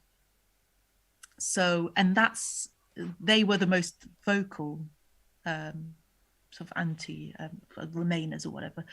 So that's where people need to kind of feel that they need to be hit. I think that's what, because otherwise not enough people have a vested interest in ushering in change. But yeah, I mean, it's mad. You think so many things are increasingly accepted, like, you know, things like food banks, things like universal credit and cuts to universal credit, which is already poverty benefit, you know, poverty pay. So where's the line? And then I thought, for example, for the most dramatic thing I've seen so far is I thought there'd be a line, like a red line, with healthcare. There are only so many staff members you can lose. Well, it turns out that now you're risking people basically dying, and that's happening to a certain extent. Some people are just not being given the treatment they need. So what's the end game? When do enough people start to form a critical mass and start to initiate change? So yeah, that's where I stand. I'm hoping it changes. I mean, personally, for example, my biggest bugbear this year has been maternity services, because as some of you might know, I had a baby about 6 weeks ago. And I both felt really sorry for the midwives and then really angry that we're accepting that state of affairs. And I was relatively lucky, let's be honest. I've not had any major health issues. But I was in a situation where we couldn't guarantee there was a midwife in the end. So, and that's London, and that's a big hospital, and that's still better provision than other parts of the country. So you think, what are people going to do? Are they going to start giving birth out in the streets? Again, there are extremes that I didn't think we'd reach. You know what, and before you mentioned it, I was going to mention maternity services, because while we have come a long way, the way that we treat pregnant women, the way that we take their agency away from them, and I know best, I'm the doctor, the important thing is you leave here with a healthy baby. Your baby might die if you don't do what I say. The way that we treat pregnant people is just barbaric. And there's an example locally. I hope that they've got the showers back now, but there was a point where the local maternity unit, which by the way is 12 miles away from my house, so that's the closest physical place I can go to give birth to a baby, which I'll come to in a minute, they had no showers. There was Legionella found in the water system, so for an extended period of time they did not have the ability for women who had just given birth to have a shower on the maternity ward, and they had to go down to a different ward, which is like, it's like 5th floor, 4th floor, sort of like, it's like when you've just given birth, you don't want to be traipsing yourself and your blood and guts like 2 floors down to an available shower, which might be on a ward full of people who are having colonoscopies. I actually, while I was growing my second child, they closed my local midwife-led unit and nobody told me. So to the point where I gave birth to him, it was still on my notes, that's where I was going to give birth to him. Now, I did know that the hospital was closed, but I did actually check kind of the day before. It's still closed. Oh, it's still closed. That's a shame. And literally got there just in time for somebody to catch him. Therefore was forced to give birth at home for my third child. Now, it was a very straightforward, luckily, it was a very straightforward experience. It was a positive one, but that was not a choice I made. That was a choice that was forced on me, because the closest medical place I can give birth is 11 miles away, and when my body decides it's giving birth to a baby, it's happening now. Like, I don't have time to travel. So it's just such a shame that I think if people have paid attention to the way that services for pregnant people have been cut, everybody else is sort of, it's a domino effect. This is a warning. If they think it's acceptable for a pregnant lady who is bleeding to go down 3 floors to get a shower, well, in a couple of years' time, that'll be you having to go to another hospital for a shower. It's the warnings that are there now with the way that we're treating people now. It's horrendous. So I'm glad that your experience was straightforward, but I spent a lot of time running a non-profit organization where we looked after people who are about to give birth and people with children up to 5, and the amount of post-traumatic stress disorder that we have to deal with in that sector is just unbelievable, because women are literally being traumatized by the process of having to give birth to a child, and that's not right. No, but what's really worrying about this is it's been increasingly normalized, so that it's kind of forgiven that you give birth and then you get postnatal depression.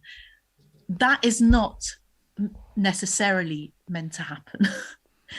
I had, you know, a really horrible first birth. When I gave birth to my oldest daughter, physiologically, really straightforward, but horrible conditions. I'll spare you the details, but trapped in a room with loads of people and a violent bloke who was going to beat his girlfriend up, and it was really undignified. It was a mess. There was no stuff, and these become sort of the stories that you tell, that this is what giving birth is like, and it shouldn't be accepted. And then on a wider scale, people start to accept conditions that are really poor as kind of standard, and that's the worrying thing. You know, and that's why I feel quite strongly about education as well. It's and having experienced a different education system, it's the fact that in a lot of places it's ingrained that you deserve crap education because you are fundamentally a stupid child or lazy or whatever, and the clever amongst you, they deserve a good education, therefore we're going to fund, you know, grammar schools and private schools.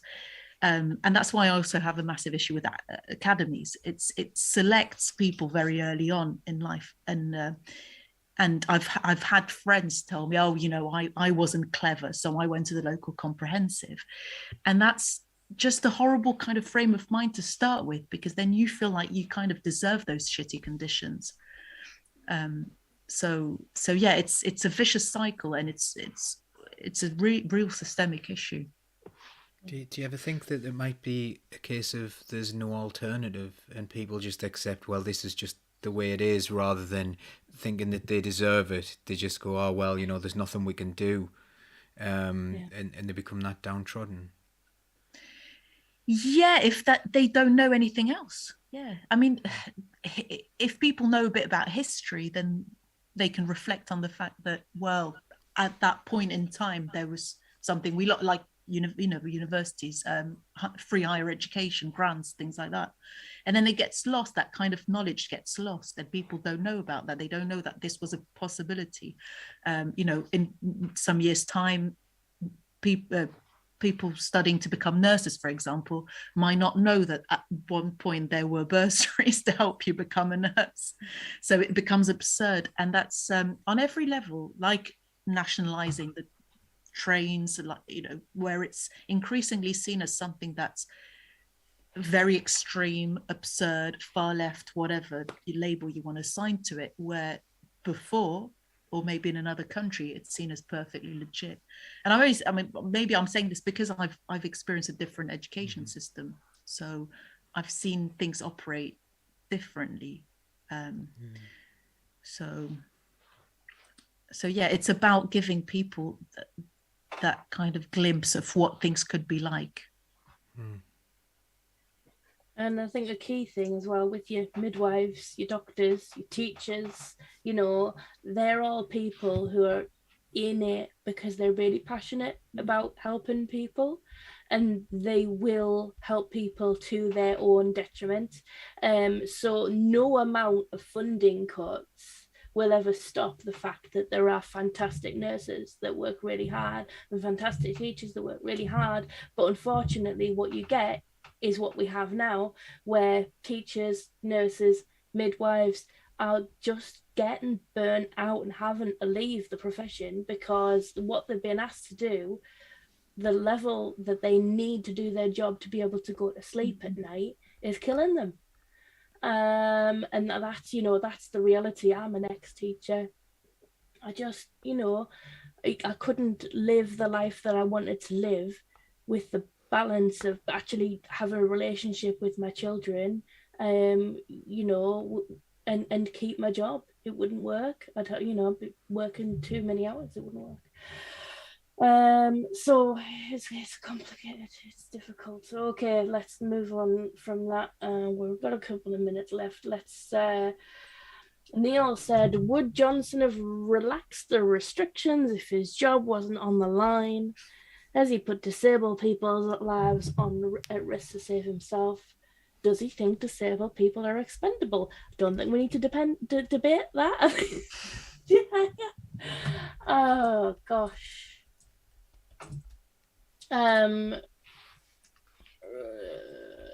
Yeah, Kerry said when we were talking about people isolating because they had COVID or not having to isolate anymore because they've got COVID, she said that's the issue.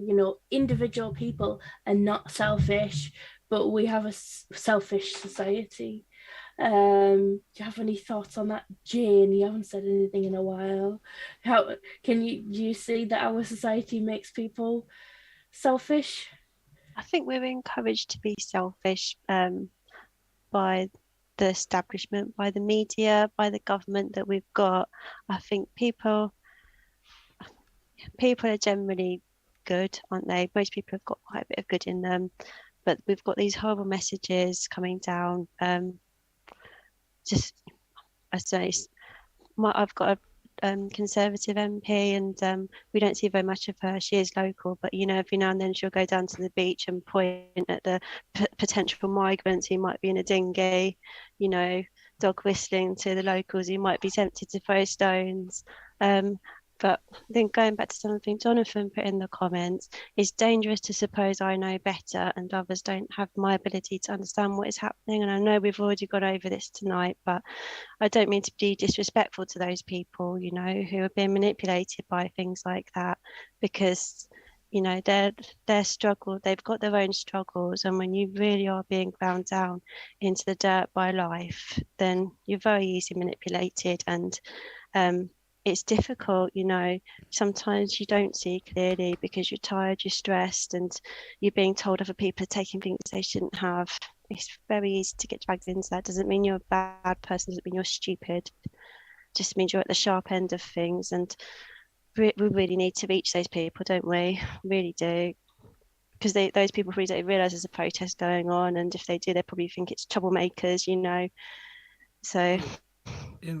Yeah, people have said it to my face, and I'm knocking on their doors at election time, and they say I don't do politics because I work. People say that to me because they work so much that they don't have time to read the leaflets and engage with it. So when I say things like that, that's not a precept. That's what people tell me. That it's an extra outlay of time that they don't have in their life. Go on, Paul.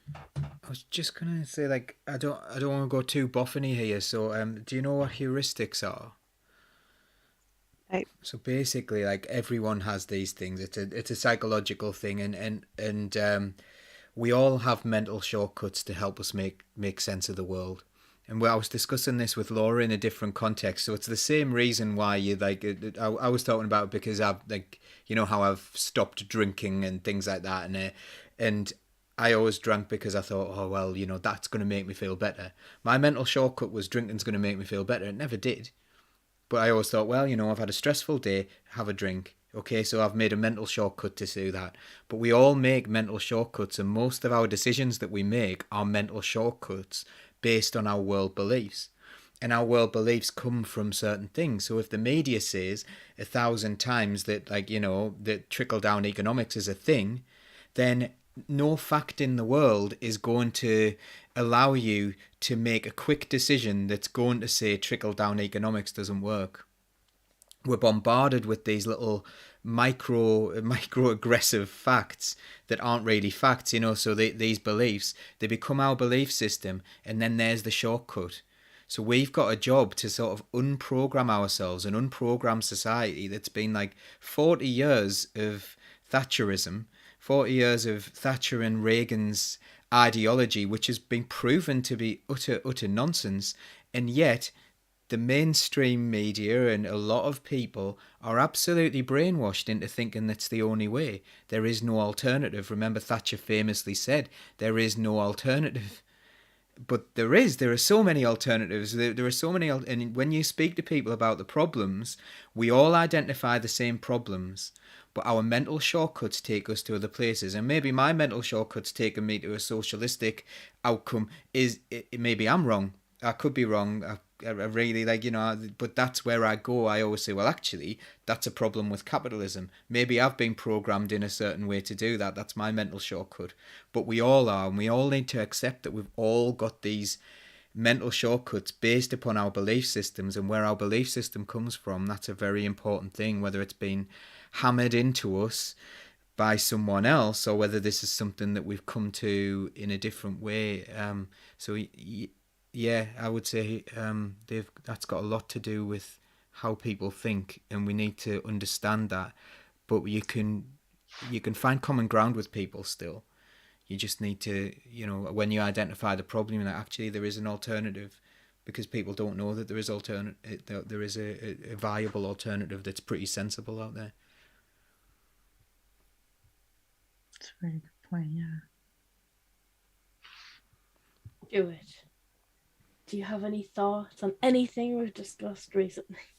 I'm soaking it all in, and cogs are turning. It's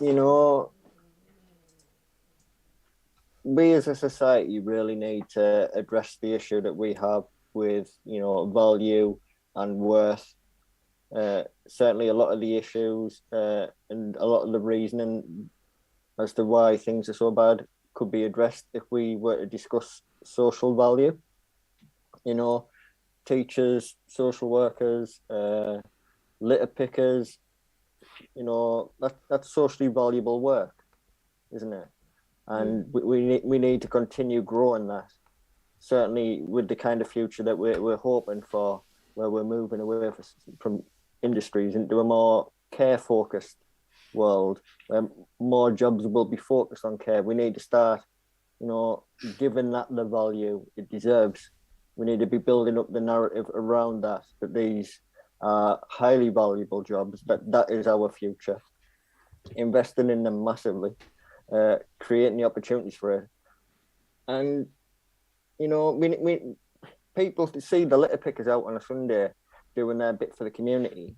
That isn't a photo opportunity for an MP to go and be part of the change, because it's not it's not really going to change the world that much, but it's still socially valuable, and it's unpaid work that really needs to be tapped into. All the things that we see as responsibilities of community are often things that we should start to see as the responsibilities of society and how we govern it. We need there's so many imbalances. They could eventually, if this government continued down the path it had, but we'd have volunteer nurses. Yeah. We'd have volunteer doctors and ambulance drivers, and it's like, why would we pay for them? These people are so desperate to help injured and dying people. They'll do it for free. But no, we need to spin that round on its head and actually move things the other way.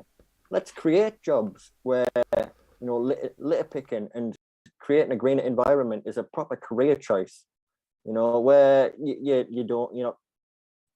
not in a position where you can commit to huge amounts of work. 4 hours a week because of disability, illness. So many reasons why, but that 4 hours could be so valuable to improving the world around us. But because we consider it just the responsibility of a volunteer group, that it's the job of goodwill, it doesn't get done. But yeah, that's enough of my rant. I was going off on a late night tangent. It's all right. We love to hear you speak, Stuart. And on that note, it's the measurement of value. Like GDP.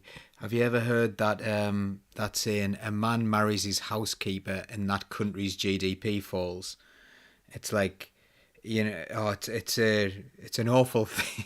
It's an awful thing. Like, so that they'll continue doing that work, but now they're unpaid. That's what they're saying. And then the GDP of the country, so the GDP doesn't take into account. It's a terribly, terribly sexist metaphor, but actually of its time, and and probably quite worryingly accurate in a lot of cases.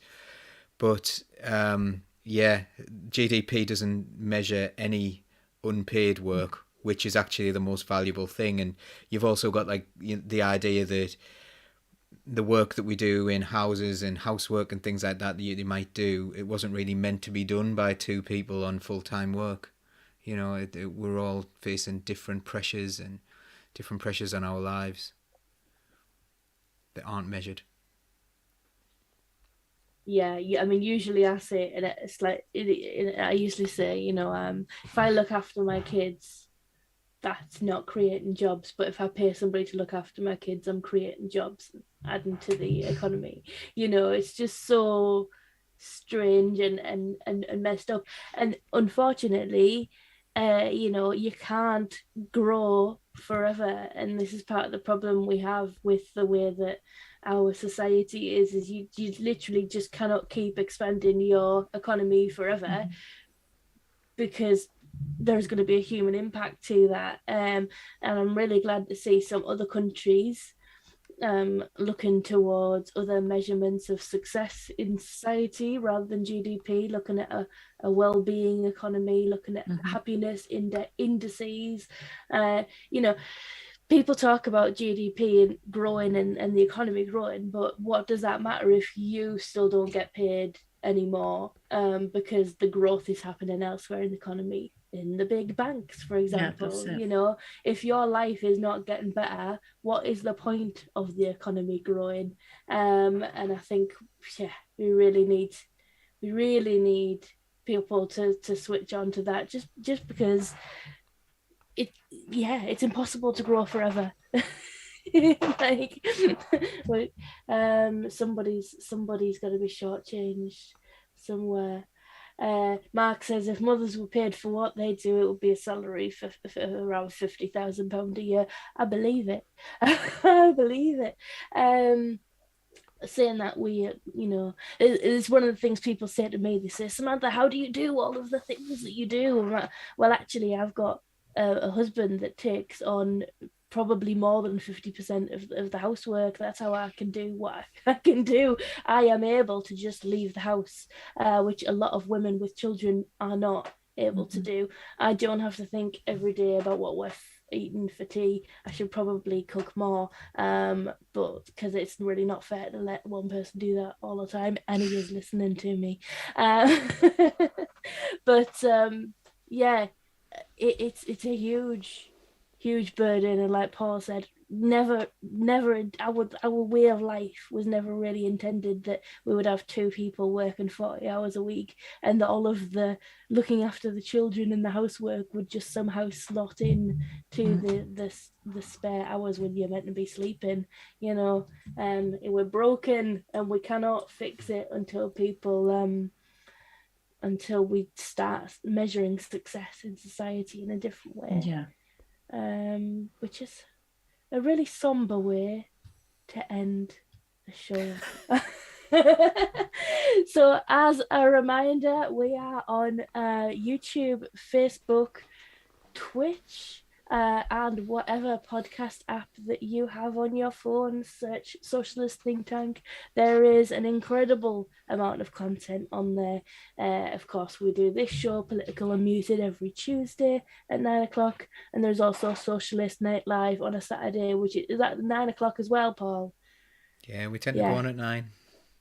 And we are talking about things that other people don't talk about, but not in a crazy like right-wing way.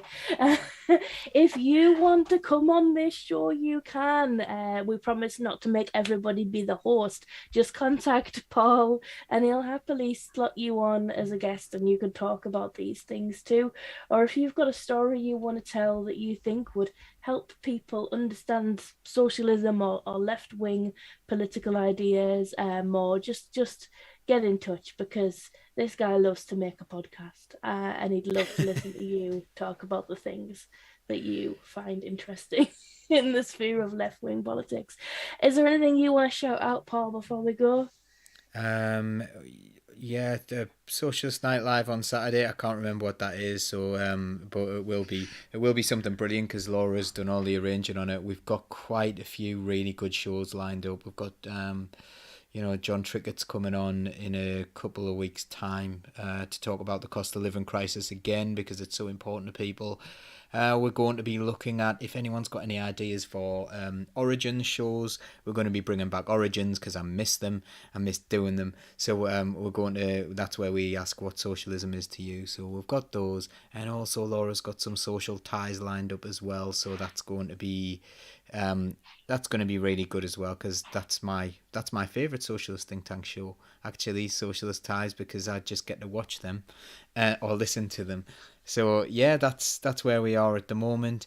I'd also like to say thanks to Adler, who's been absolutely brilliant and obviously very popular with the viewers as well, because everyone's saying that please come back, and next time you come back you'll be a panelist, I'm sure, rather than a host when we get John back. But you'd be an amazing. I should post my panellist CV as in the well. chat. Do it.